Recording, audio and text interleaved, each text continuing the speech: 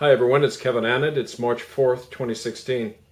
I'm here today to announce the release of two very historic and important books which can be obtained on Amazon.com and through our website itccs.org. The first is a historic account, the only independent account of crimes of genocide in Canada, which is written as a deliberate counter-report to the whitewash of those crimes by church and state known as the Truth and Reconciliation Commission. This book is based on 20 years hard research, including the interviews of hundreds of eyewitnesses to these crimes.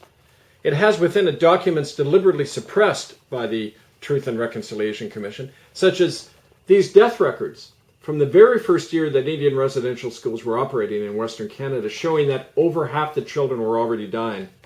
And also the documents from Rome, the document known as Crimen Solicitanus, authorizing these crimes and the continual cover-up today of crimes of genocide. The companion book to this work is known as Unrelenting, Between Sodom and Zion. It's my personal story of how this movement came about. It's written as personal autobiography, but also a spiritual reflection. It's also available from Amazon.com. Now, these books are companion pieces: The Crimes of Genocide in Canada, the story of how it came about. Please order both. Get your library and colleges to order them, and also note that it'll be up online soon at the website murderbydecree.com.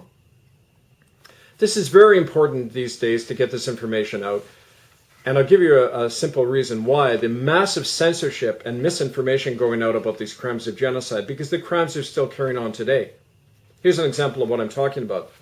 This was the original article in the front page of the Globe and Mail newspaper, dated April 24th, 2007. Natives died in droves as Ottawa ignored warnings. The Globe and Mail had to write this because of the information I was providing them and that was coming out in the news. Note the words died in droves, because if you look at the same article day online, it simply says natives died. And that's because in the wake of the cover-up of the Truth and Reconciliation Commission, the death rate was brought down from 50% to only 1 or 2% according to the fudged accounts of government and church. This is an example of how we and why we need to get this truth out. And especially for the children who died in these schools, like the little girl on the front cover of Murder by Decree, Vicky Stewart, who was killed at the Edmonton Residential School by a woman named Ann Kaniski, a United Church employee, on April 9th, 1958. And William Coombs, who died, he was a member of our movement, and he was killed at St. Paul's Catholic Hospital February 26, 2011, after he announced he was going to go public with the truth that he saw Queen Elizabeth abduct 10 of these residential school children who were never seen again from the Kamloops School in October 1964.